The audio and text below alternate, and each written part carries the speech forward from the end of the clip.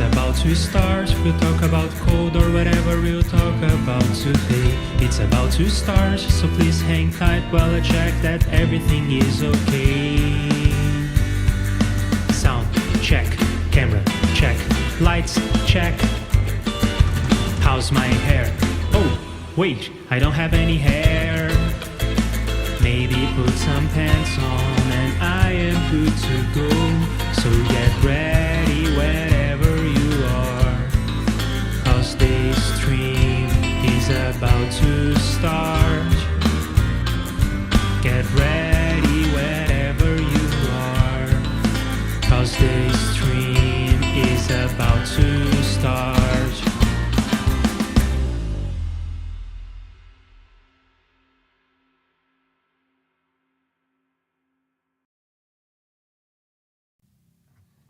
Hello, my name is Livecoding and let's write some code together, shall we? What we have on the menu today is to continue with our Kill the Newsletter application. And in case you have not watched Monday's stream, Kill the Newsletter is this open source web application that I maintain and that I created. And it converts from newsletters that you receive via email into Atom feeds. And the application is going to go down, if we don't do something about it, on December the 7th, because the TLS certificate will expire and the thing that renews the certificate is broken. It's no longer working because it's not up to date with the latest protocols used between a web application and the certificate authority that issues a TLS certificate. And instead of just trying to fix that one problem, we are going to renew parts of the application. We are going to work on some other features, some other things that need to be done. So let's get down to it. Here is by the way, I didn't mention this, but we are going to be using TypeScript, JavaScript, and Node.js. That's what we have been up to. And specifically today, as the title of the stream says, we will be looking at the dependencies and updating them. Most of the dependencies have my name on them. And I guess we will introduce even more dependencies with my name. And that is because I am using all of the tools. I'm using some of my tools for web development in this project. Some of them have been deprecated, some of them have been updated, so we will have to update these. We will also opt out of some dependencies that we were using before, and we will bring in new dependencies. And this is a Node.js project. You know how JavaScript programmers work. When you start a project, the first thing you do is download 5 gigabytes of dependencies. And that's what we are going to do today. So I guess maybe the best way of going about this is to take everything out of this file and into another file, because I want to install the latest versions of the tools. So I might as well just npm install them from scratch. And that means that I will get the latest version, and it will give me an opportunity to opt in and out of the dependencies. And I'm just checking if my node modules directory is gone. I will also delete my package lock because I want to get the latest versions of everything. So we will be running npm install for some tools, and we'll be running npm install in development mode for some other tools. Let's clean this up.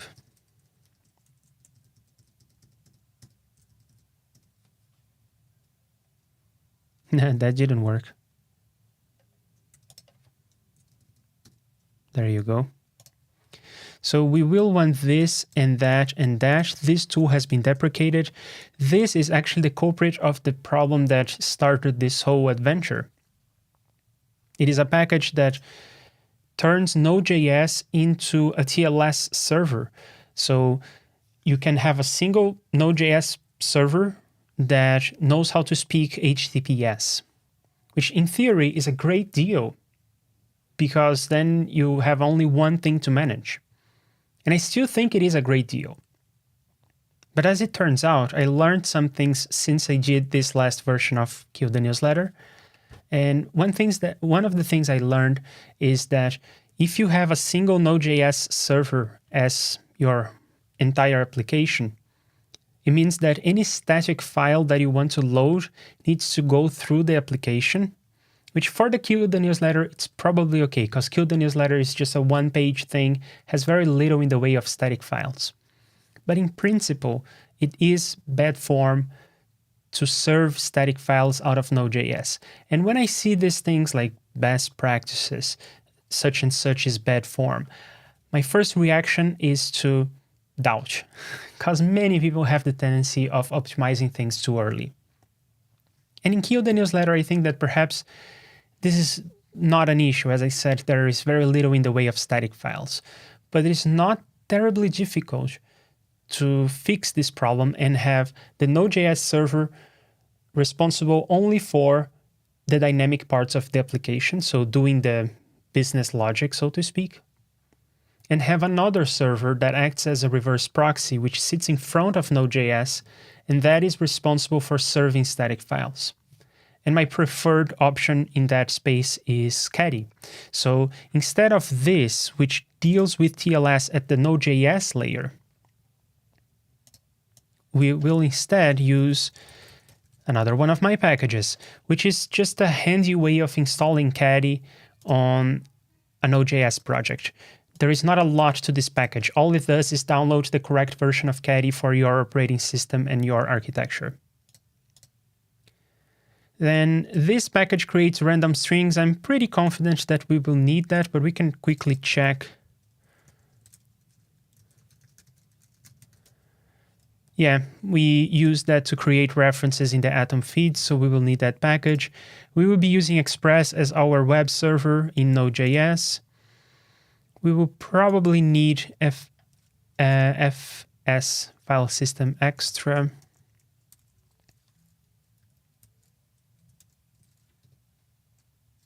Perhaps not. Well, we are using ensure directory, and it could very well just mkdir. Is that a thing?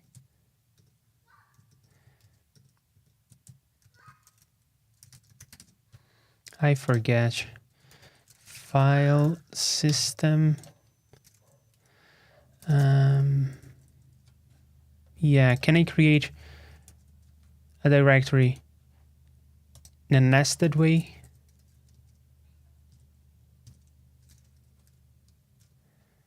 Recursive.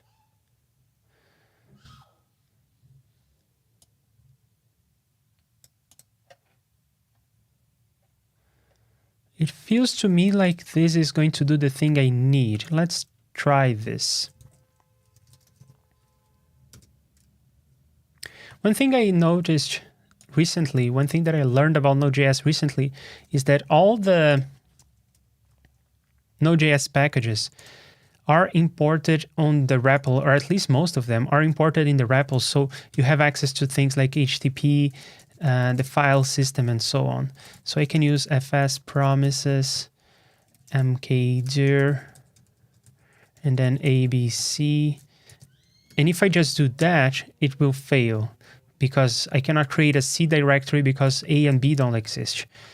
But if I say recursive true, then it seems to have succeeded. And if it did, then we have the hierarchy here. So it turns out that we may not need fs extra because we are only using ensure dir. Yeah, we are using a couple of functions. We are using ensure directory, which boils down to this line that I wrote with recursive true. As far as I know, what happens if I run it again and again? Is it idempotent? It seems to be. Let's check that it succeeded.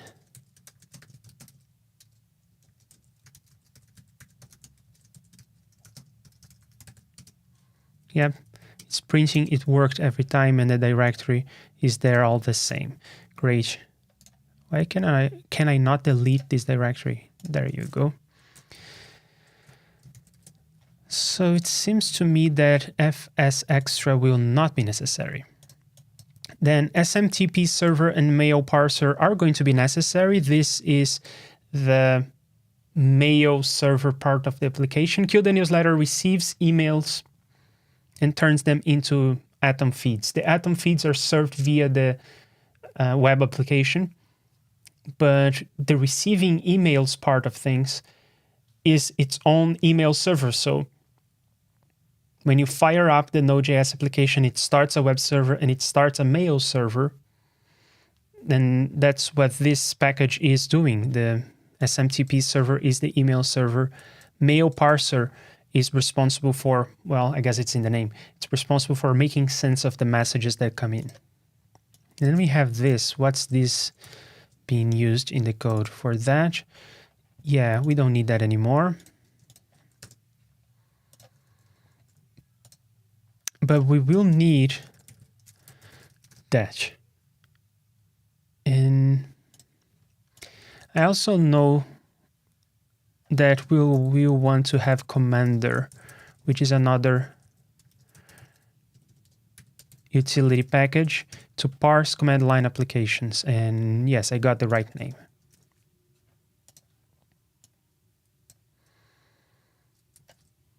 So with that,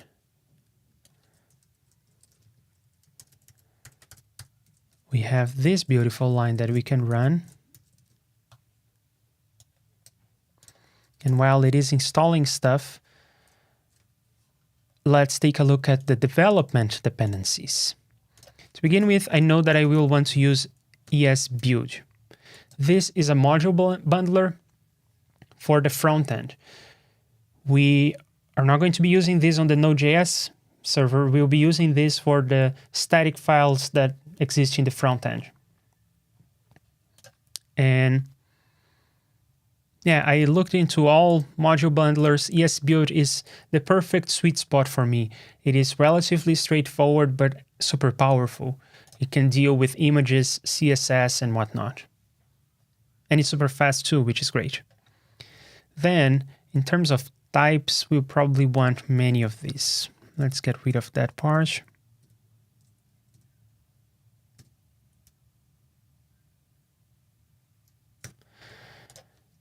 In terms of types, Express does not come with its own types. I guess we can check real quick because there are some packages that don't come with their own types for TypeScript. Most of them do, but there are some like Express that don't come with types for TypeScript. And then there are these separate packages with the types maintained by the community. But I think that there are some cases in which the main package starts supporting the types, it starts shipping with the types, and these are left over. So I will want to check them just to make sure. And it's not so hard. All you got to do is go to the package page. And if the DT, the annotation here reads DT, it's for definitely typed, which is this organization. So it means that, yeah, this is necessary. That and that is no longer necessary because we're not using those packages. Let's check that one. And if a package brings its own types, like this one, which is a package of mine, it shows TS instead of DT.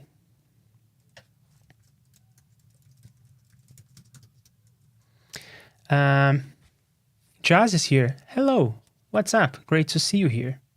Bad practice is stupid. It hinders you to get new ideas. I think so. I mean, it's good that people talk about good practices. Don't get me wrong. I think that collective wisdom is a good thing. But it's also a good thing to learn things for yourself and challenge some of these assumptions. And as you will see, maybe not today, but in a session in the near future, probably today, maybe today, we'll see. I do things that are somewhat different, and I have built many of my own packages because of that. And I even convinced other people that this is actually a good idea, so I'm not the only user of these tools. And yeah, I think that there are some nice things when you try and do things for yourself. So yeah, Express doesn't come with its own types. Mail parser doesn't come with its own types. We are doing a Node.js application, so we'll need nodes, types. Node mailer probably does not come with its own types because mail parser doesn't, but we'll check. Perhaps there is some automated way of doing this, but I don't know. And SMTP server. Hang on, why do we even need node mailer? That seems odd to me. Yeah. It seems like it's not being used. Because mail parser and SMTP server are definitely used, but node mailer would be the package I would use to send emails, which we don't do.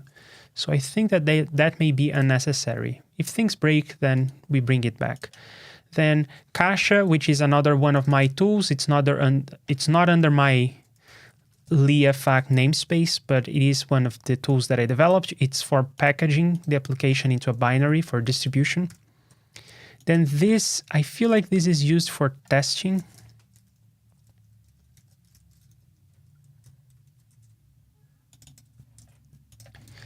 Oh, right, so that's what's up. Yeah, Gotch is used for testing, and probably node mailer is used for testing as well. So in that case, we will use node mailer.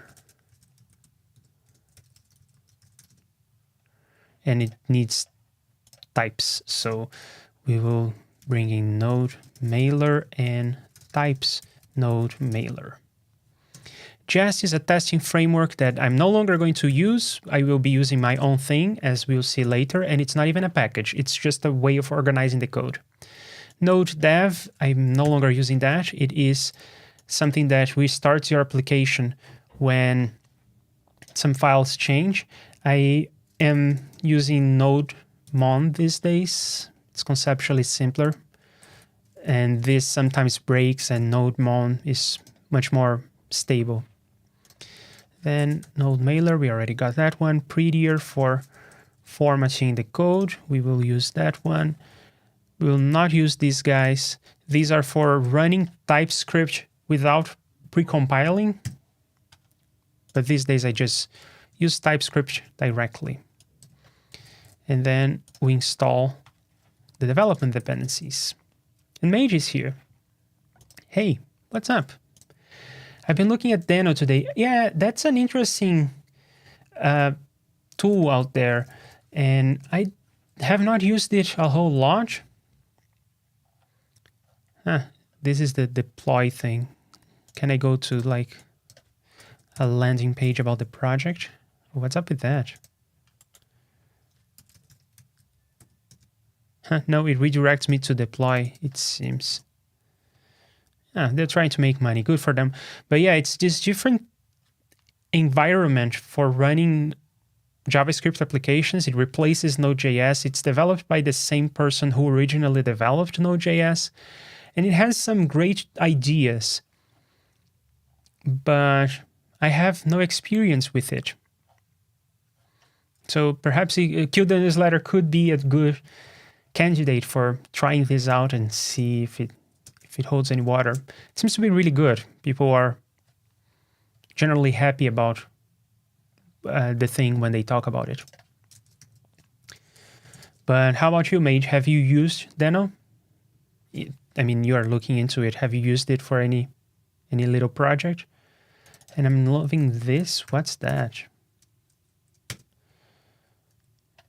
Yeah, I know the animal.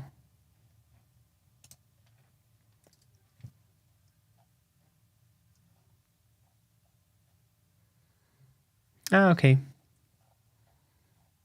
I see. It's trying to tighten the feedback loop between writing and executing your code. Nice.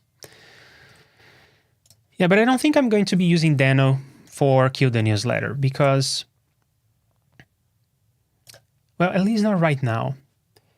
Because I really like the ecosystem of Node.js. I like the packages. I like that I know how it works very well. I know how to deploy it.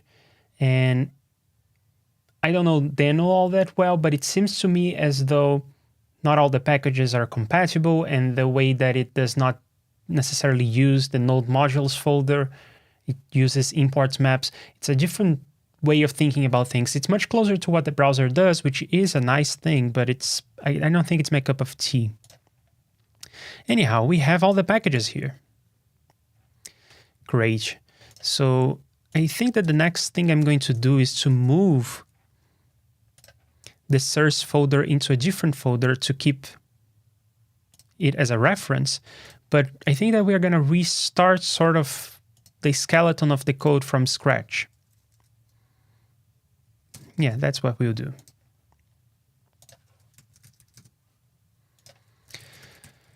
One thing that you may note is that I'm naming the file index.mts for module. And when we talked about this on Monday, that I'm switching from Common.js, the old way of doing things in Node.js, into ECMAScript modules. And there are two ways of going about this. The first is you come into your package.json file and you say that it has a type of module. And then every JavaScript or TypeScript file in that project will be using ECMAScript modules. So that's one way. The second way is to change the extension. So instead of JS, it's MJS, and instead of TS, it's MTS for JavaScript and TypeScript respectively. And I suppose that most people recommend that you put a type module in your package.json. That's at least the recommendation in this gist by, again, Sindre I talked about him on Monday. It seems to be the recommendation over here. But I tried this, and for various reasons, I would find myself having to use the extensions, MTS, MJS.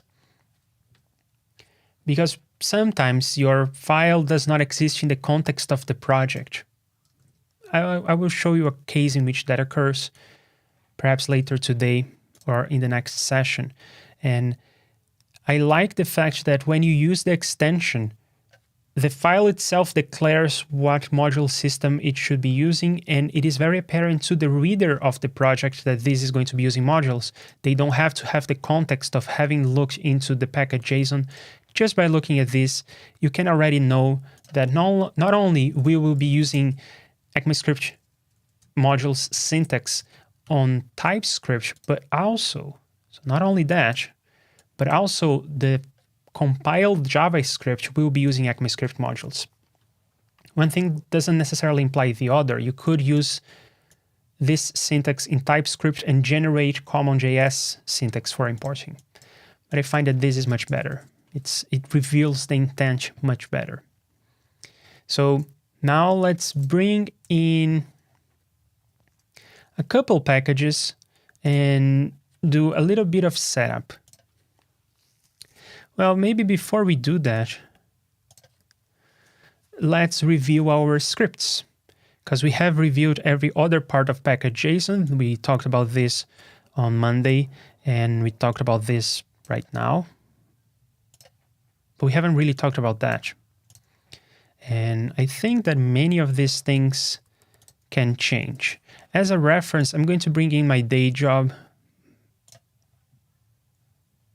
this project, and I'm going to be looking at the package.json from there, which is more elaborate. Maybe we will not need all of this, but I think that some of this may be useful. So perhaps I can copy and paste, and we can adapt.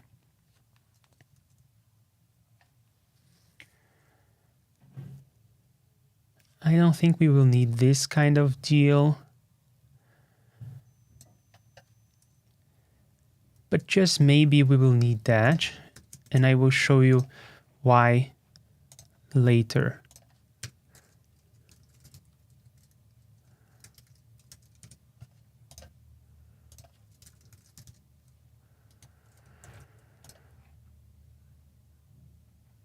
Yeah, and then we don't need that. But we may need that. Well, actually, because we don't do both, we can get rid of that.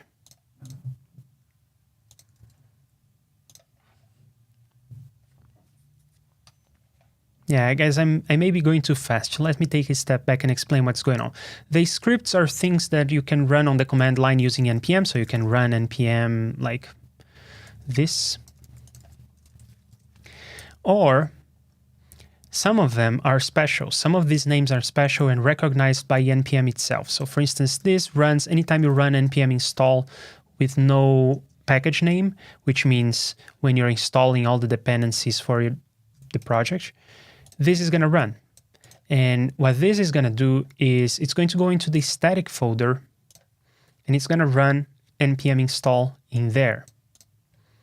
So I think we will need a package JSON in there, right?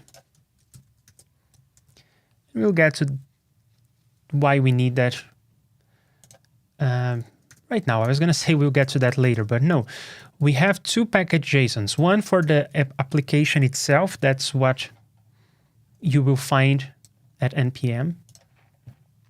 And then this one is sort of for development dependencies, but really it is for stuff that will be part of the static bundle, the static files, your CSS, your static JavaScript that runs in the browser, images, fonts, that sort of thing. Oh, and maybe esbuild could be there.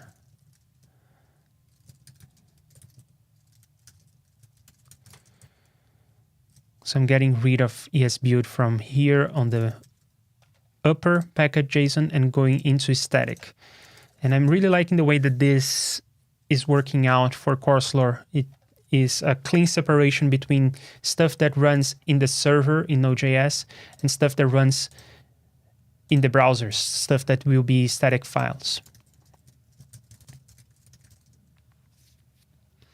And then in here, we can install packages that do stuff for the front end. For instance, we will probably want to have some tooltips on the interface. So I'm just going to go ahead and bring in TP.js. And can I get the npm version of this? Yes, that's the line I'm looking for.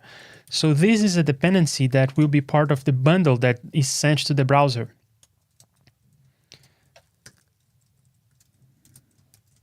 So it lives in this separate package JSON. It will have its own node modules folder, which naturally I want to ignore. I want Git to ignore that because I don't want to track those files. And then there is a clear separation of this runs on the server. This is going to be part of the bundle that is sent to the browser. Good stuff. And then we will probably want to have some custom fonts in this design. Previously, I was using the system fonts, which is all fine and good, but it is nice to use custom fonts as well. And that's what we are going to do on this version. There will be a bit of a redesign. And what font are we going to use?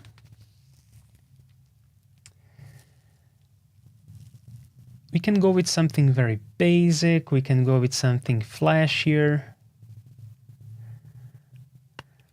I think I'm going to use the font that I am using in the text editor. It's kind of quirky that it's mono-spaced. And it is also the font that you see in my starting soon screen. That font. And it is the font that I have been using on my YouTube shorts. It's a very nice font. It's the JetBrains Mono.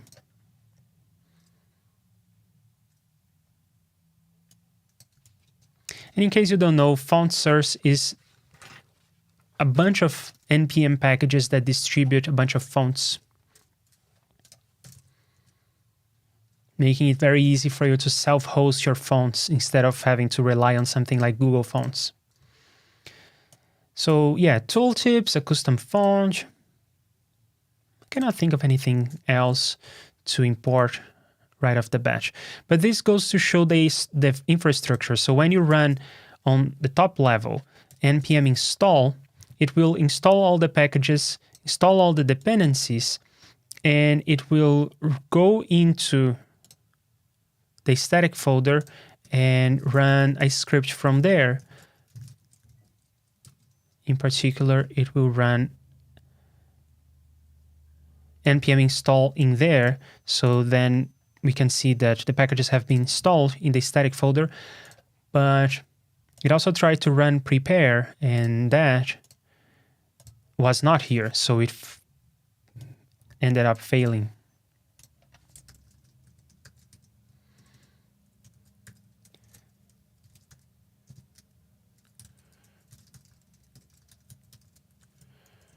So let's create a file for it to run.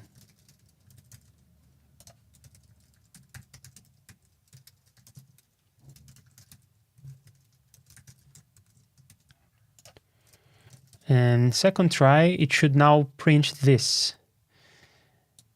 And so it did. So when I run npm install at the top level, it gets into the static folder and installs stuff from there. And then the next line is a prepare script, which is also something that runs when you npm install, but it also runs right before you publish to npm. And that's what we want. We want to get in there and do the building. We want to compile the bundle right before we publish. So that's why I use the prepare script. And again, I am getting into the static folder and delegating to that prepare script from there, which actually runs a JavaScript file from here. And this will be a script that we will have to flesh out. Great. Then to start the application, we'll be monitoring the server folder. Well, maybe we'll be monitoring a source folder. Or maybe not. Yeah, how about that? The server folder instead of a source folder.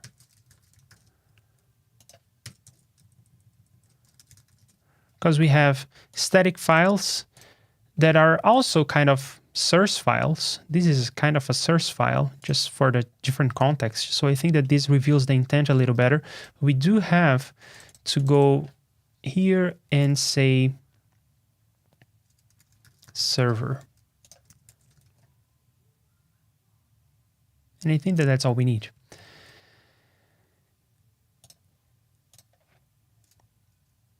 And it is, so nodemon is monitoring the server folder. It is also monitoring the static folder, and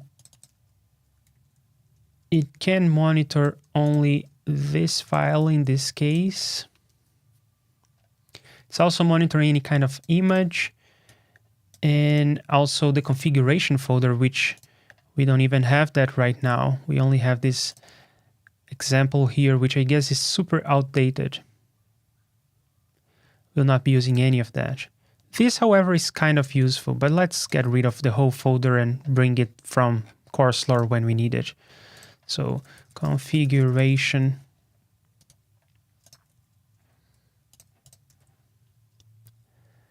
Yeah, it's monitoring that folder, any files that live in that folder. And whenever any of those files change, nodemon will restart this command. And it's also monitoring any extension. I don't really like how nodemon typically filters per extension. You already have a glob on the watch option, so I don't find it very useful to filter by extension. So that's why I use asterisk there to filter for any extension. So effectively turning off the filter for extensions. Then the command that you run to start the server is first you have to prepare, which will build a bunch of things. And then that seems reasonable. Oh, so perhaps this file needs to say something like that.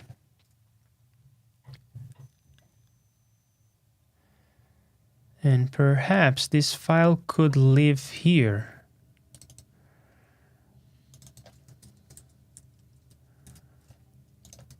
Like that. And perhaps here on the server, we could also have a package JSON.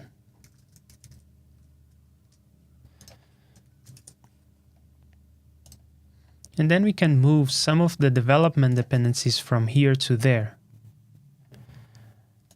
At least the ones that have to do with TypeScript.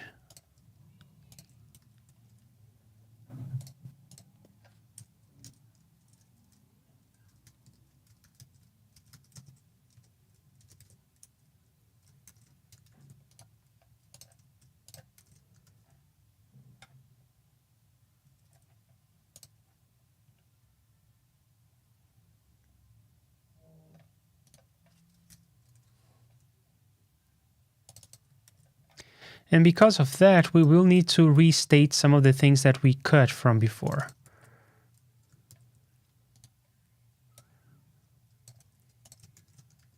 Yeah, so now we have 3 package JSONs, one for the whole application, one for the static folder with the stuff that will make up the bundle that goes to the browser, and one with just the TypeScript stuff as development dependencies. And we'll also want to ignore the Git, the node modules folder in there. Excellent. Let's get rid of all the package JSONs and node modules folders and start from scratch and see if this works.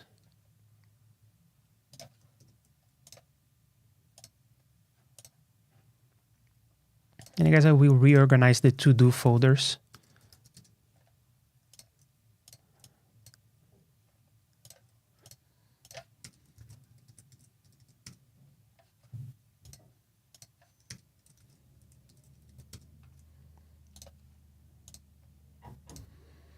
Okay, I changed a bunch of files. Guess I will just blindly commit all of them. And then I have a clean slate. No node modules folders, no package lock files. So when I npm install from the top level, oh, it will fail.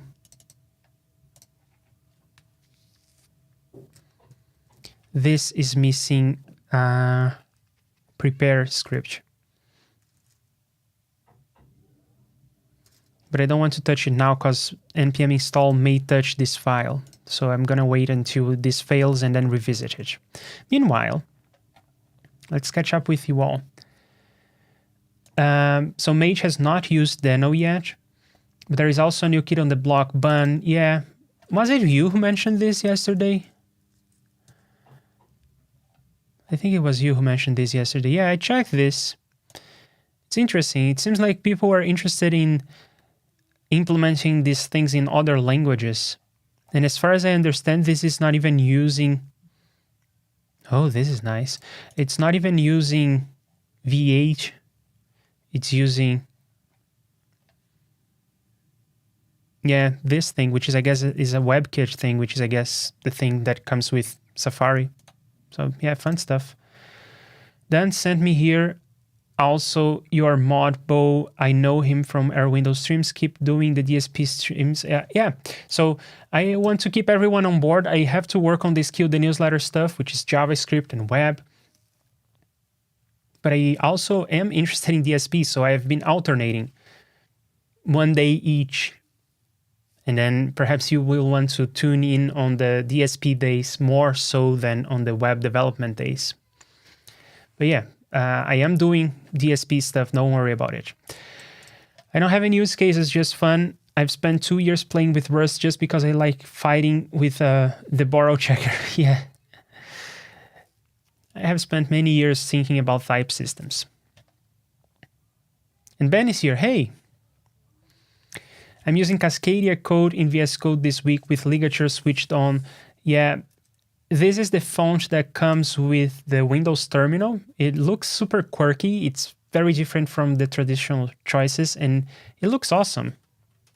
It also has ligatures like pretty much any coding font has these days. But I have to be honest, I don't enjoy ligatures all that much. Often they get things wrong because the same symbols appear in that order but in a different context, so they should not be a ligature. Maybe you have 2 equal signs or 3 equal signs, but they should not be just one long equal sign in a particular context. So yeah, I tend not to like ligatures in fonts. And JetBrains Mono has ligatures and I turned them off. Anyway, this is missing the prepare script like I mentioned. So I will add it here real quick. No, not prepack, prepare. Just run the TypeScript compiler to prepare. That's all there is to it. And then now this should succeed. Awesome, it succeeded. It creates a build folder with a server folder, and that has the compiled file here, which right now doesn't have much, because it's an empty file, but it's there. So it means that the whole infrastructure seems to be in place. Coming back here, we saw how these two work. They go into a particular folder, like the server or the static folder, and npm install or npm run prepare in there. And then they come back. It may be weird for you to see the parentheses and this. If you're very much deep into the Unix space, you know that the parentheses already mean go into a subshell kind of thing, so the CD here does not affect stuff when you come out of the parentheses. But it turns out that on Windows, that's not the case. So for Windows to work, you have to have this.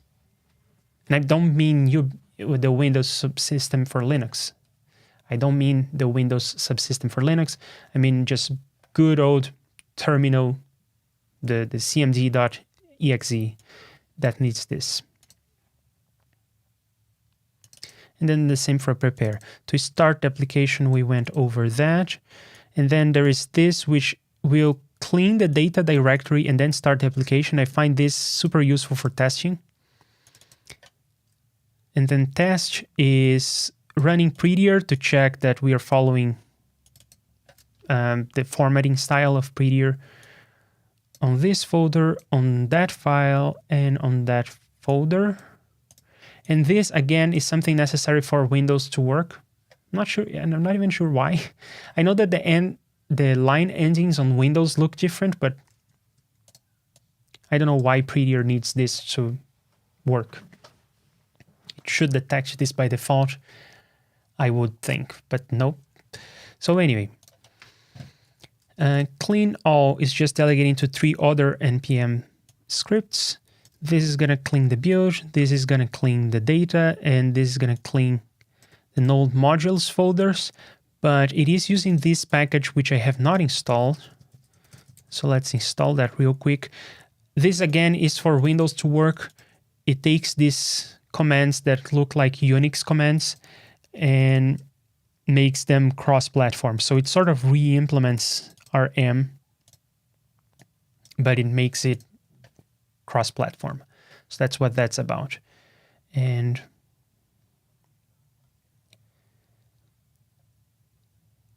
all that looks good. And there is also this line, which is sort of a gimmick, but I guess I will install this as well. This is an npm package that helps you update other npm packages. Yes, there is a command that comes with npm called npm update, or maybe upgrade, I don't remember. But that respects these things. It respects these modifiers, so you don't get major updates, for instance. And this respects this, which in many cases is what I want. So that's why I use this. And I also go into the server and the static folders and I update stuff in there as well, and then in npm install, because this updates the dependencies in the package JSON file, but it does an npm install for you. So that's what this line does. And with that, I covered everything, I think. Though I understand I was quick in this coverage. So if you're feeling a bit lost, or if you're feeling like I'm moving too fast, please make sure to ask questions on the chat. So that's the overarching architecture that we are going for here. Then next, perhaps we could look into, you can either look into module bundling or we can look into the starting of the application itself. Let's look into module bundling because that's always fun. So let's replace this line. And again, perhaps I will borrow the script I already wrote for my other project, my day job. It's a long script, mind you, but it's we'll go over it in steps.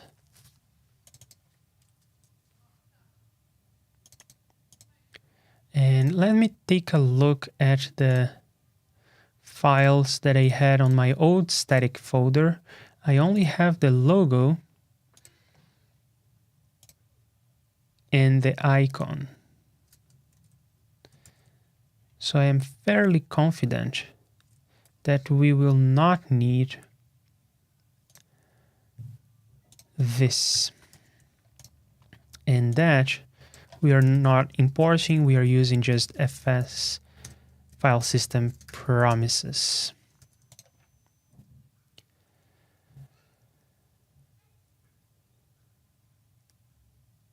And yeah, okay.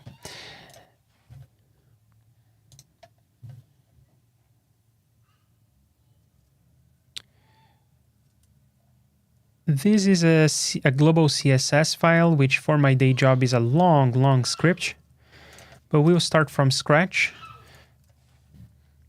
And then what we do is just write this file called global CSS. I am writing this from JavaScript instead of just creating a file called global CSS here on the static folder, because I want to be able to process this CSS with my little package called Livecoding CSS, which will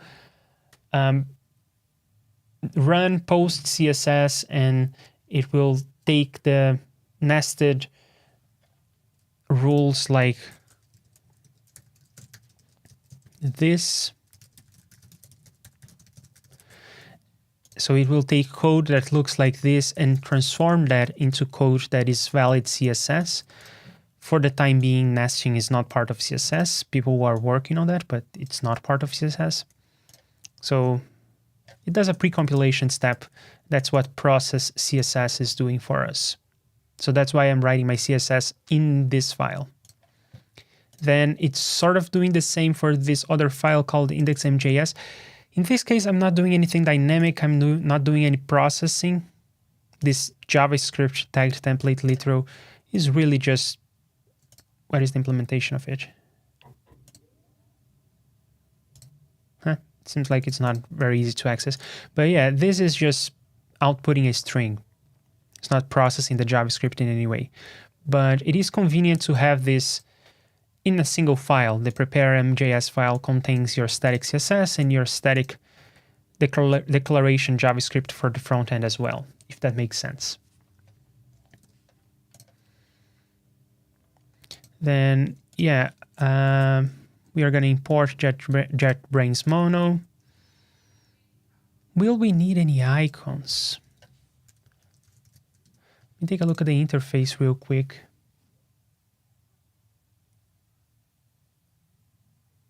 I don't think we'll need any icons. I'm not going to be bringing an icon font. We definitely don't do any LaTeX. We may do some tooltips for error messages, so I'll keep those. And I will keep that and that. And then we don't need this, we don't need that, we don't need that. We may need this, we don't need that.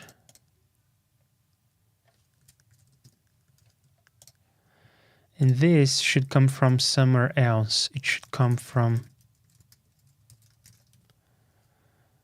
there.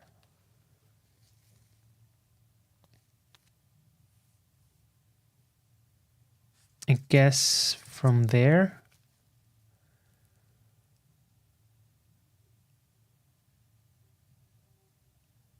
Yeah, I think so. So what this is doing is just declaring a bunch of imports and making some of them even available globally. We'll see later, not today, we'll see later how these declarations work out.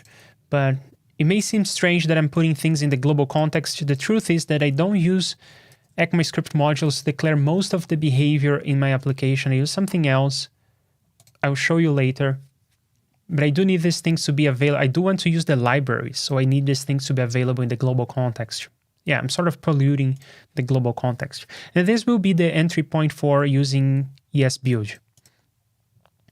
You can see that this is the file that is used as the entry point. And I think I like everything I see in here. I may not need this line, and I may not need this line. So this may be a single line. So again, esbuild is a module bundler. It will take this file, which is just a bunch of imports, and it will link everything. You can think of this as a linker in a compiler. It will take all these JavaScript files, these CSS files, all of that, and it will create what is called a bundle. So the JavaScript files will be all concatenated and bundled together and minified and everything. The CSS files, same story. The fonts themselves, the WOF files, they will be copied. That sort of thing will happen. And then in the end, this folder will contain all the fonts, CSS, and JavaScript that we need. After having done all that, I can delete these files. And then there is some more work down here to create a manifest file, so that given a name like index.mjs, I will be able to find what is the compiled file, because the compiled file will include a hash for cache busing. I'm definitely moving too fast. So it goes. You'll see how that looks in a moment. And I think that this step I can skip. That I will want. This we don't have, and this we don't have. So it's sort of pointless to have a for loop with a single file, but so it goes. And there will be just one issue, that this file does not exist. So we'll leave ourselves a to-do here. But now that should work.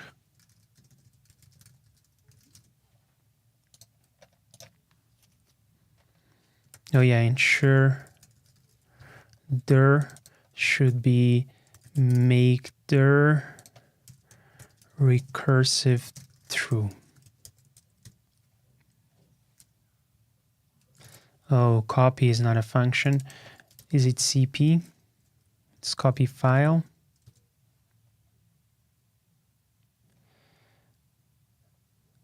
Oh yeah, and the file isn't there. Let me go and grab it. Now it's there. Awesome, so it works. And this is the result of the module bundler. It is in the build folder under static. And some of the files were simply copy and pasted, like the fav icon. And that is necessary because this needs to have exactly this name. The browser will not go to any place to find what the name of this file should be. It will go to this well-known place. So you always go to like fav icon.ico. And that's always the URL that the browser is going to go to try and grab this little icon that shows up here on the tab.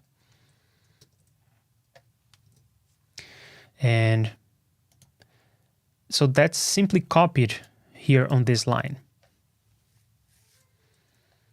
But let's look at the more interesting things on this module bundle. So all the CSS files from all my dependencies are now in this one big line. It's a file with a single line, a long line. It's very short as it can be. It has been minified. And this contains all my font declarations and whatnot. My JavaScript file, same story. It's one long line. It's one long file. But it has been minified. It's as short as it can be. And it contains all my imports from these lines. And then paths.json is that manifest file that I talked about. It gives you a mapping from names that are well known into these names. And these names contain a hash of the contents of the file in such a way that I can declare this to be cached infinitely, or I guess to a long period. I can tell the server to serve this file statically. I can tell Caddy in particular to serve this file statically. And I can tell that to cache for 1 year. And it will cache that file for long. And if the contents of the file change, the name of the file changes. So this is the so-called cache busing paradigm. So that's what's up with that. And as it turns out, One of the changes I made to CourseLore that really sped things up significantly, like by an order of magnitude, was just taking the static files out of Node.js and into Caddy. So now the reverse proxy will serve these files. And that frees the Node.js server to do the interesting business logic kind of things, and it sped everything up by an order of magnitude. So doing a reverse proxy to serve static files, and I guess to some extent cache busting, is really significant. You really want to do that. And then here are the font files that we'll need, and that's all there is to that. So we will have to configure Caddy to serve this folder as a bunch of static files, so it doesn't reach Node.js. Mage has something to say. I like the way await can be used in Node directly on functions. Yeah, it can be used in two contexts. If you have ECMAScript modules, like we do, you can use await at the top level. But other than that, if you want to use await in a function, like that, then it's a syntax error. You got to make sure that your function is asynchronous. There is a great write-up about this called "What Color is Your Function?" This. So if you're interested in that kind of thing, this article is great. Or maybe you already know it. Hisby is here. Hello. Hope you're doing well. Same to you. Just wanted to say thanks for the Kasha packager. Very nice tool. Thanks for saying that. That's very nice of you. I like it a lot too. What are you using it for? I use it for my CourseLore, my day job. I also use it for Kill the Newsletter. I use it for some command line tools that help you control OBS from the command line. What are you using Kasha for?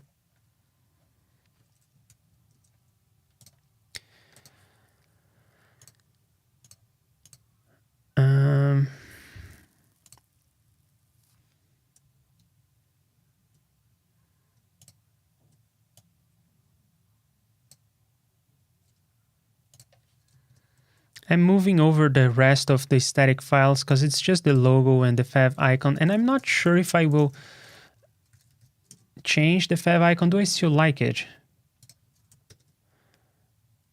I suppose. It doesn't hurt the eyes, and this is okay as well. So I think I'm not going to change this part of the design. Just copied it. And with that, the to-do folder now only has the server files. So I guess I will move them directly to the to-do folder. And there's one final thing before we leave today. I will show you the infrastructure I use for testing. Before I was using Jest, the previous incarnation of Kill the Newsletter, but I'm no longer using Jest in my other projects. The reason why I'm no longer using Jest is that last time I checked, yep, it still is. So the whole ecosystem is transitioning to ECMAScript modules, and in Jest, the support is experimental. That was really annoying to me. And there is a bit of magic in Jest that I don't like. You run Jest on the command line instead of running Node on the command line. And that entails that Jest is able to, and I guess there are two reasons why you run Jest on the command line instead of Node. The first is it discovers all your tests for you. It will traverse your folders and find files with this pattern and interpret those as tests. The second thing is it will inject a bunch of things for you. Here I'm being explicit and importing things, but you don't have to be explicit. Even if you don't have this line, I think that even if you don't have this line, these things work. So Jest is injecting stuff into the global namespace. And I think that once you opt into ECMAScript modules with this experimental support, that's no longer the case. You have to be explicit and import things. But it leaves a bad taste in my mouth when the environment is injecting stuff like that.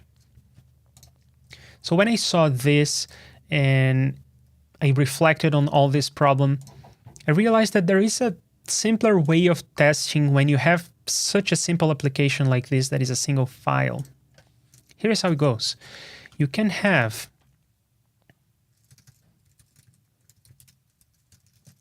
an environment variable.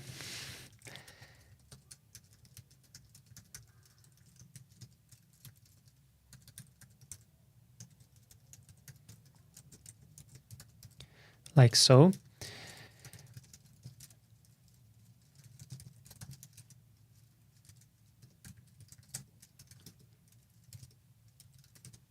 Oops. It should be MJS, like that. So you can have a simple environment variable, and when you run this file, you can see that we did not output hello. So if you want to run the tests, all you got to do is set the environment variable.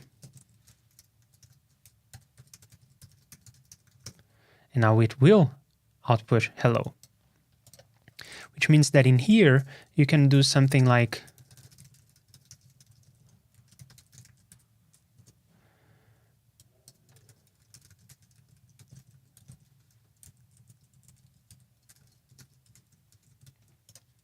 that. And if you get silence, the tests passed. And if you get any tests that don't pass, you get an error. As simple as that. And the error message is even looking okay. Something as simple as that is good enough for testing a simple project. And that's what I have been doing. I'm very happy with that, actually. So let me go to package.json and change that. Instead of just running prettier, we will also npm run prepare, because we need to build the project to compile TypeScript, and then run that line. Except that this env thing, it works in macOS and Linux, but not on Windows.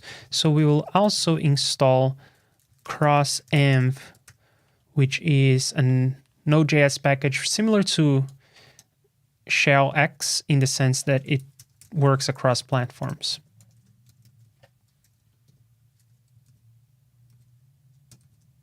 Oh no, that thing happened. I installed a package which adds a line here while I was changing the file. Now I got myself into a merge conflict. Never mind. Merge conflict solved. Hopefully. Yeah, this is the package, and this is the line that I want to have. So now I can run npm run test, or maybe just npm t, and then no files were found in that folder.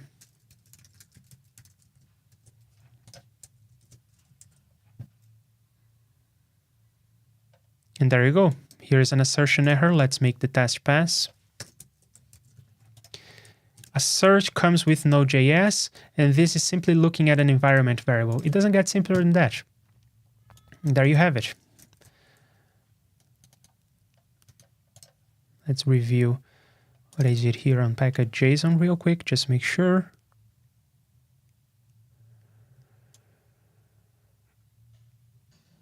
Yep, that's that. So yeah, I wanted to share this infrastructure I'm using for testing. It replaces Jest, and it's conceptually very simple.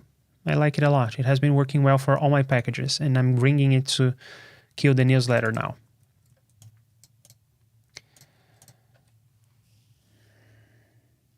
All right. I'm starting to like vtest for TypeScript unit tests. Yeah, I know it is part of the V bundling tool and ecosystem.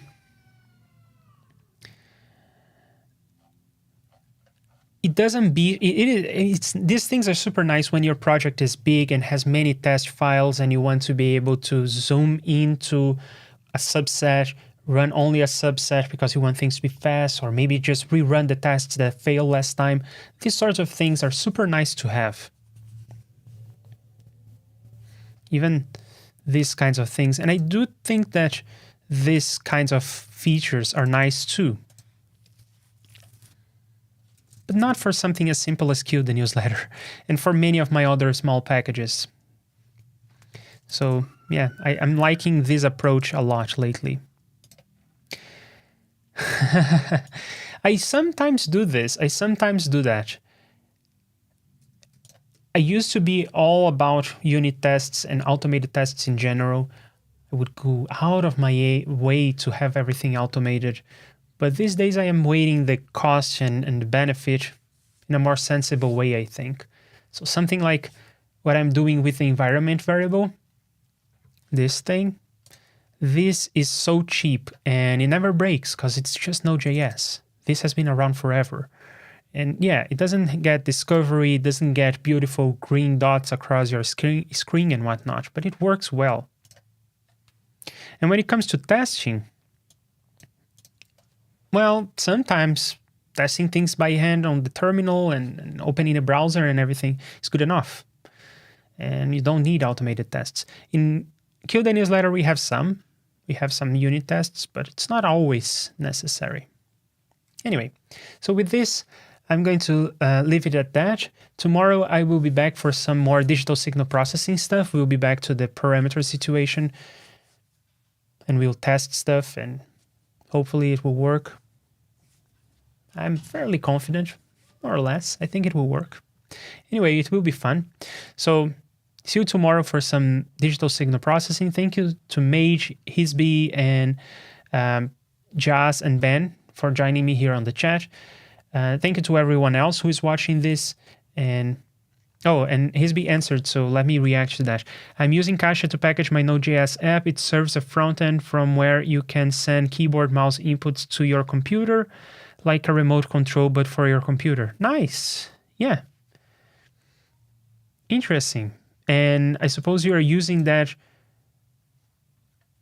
as a project that other people install. People who don't have Node.js, don't know about Node.js, can use your thing because it's packaged with Cache. So fun stuff. Yeah, awesome. That's what it's for. Yeah. Let me know how it's working for you. If you are putting this on other people's machines, if it's working well for you. Awesome. It seems to be. Excellent. Great to hear. Thanks for sharing that. Yeah, so I guess with that, it's time to say goodbye. See you tomorrow for some digital signal processing. And on Friday, we will not come back to Queue the newsletter. We will probably do some music production stuff over at IDDQD Sound. Well, anyway, see you. Bye. Thank you for watching the stream. You know how great it has been. Or maybe it sucked, and I am glad that you stuck with me. And soon we'll all be back together for some more coding or talking or chilling. The next time I'll be streaming.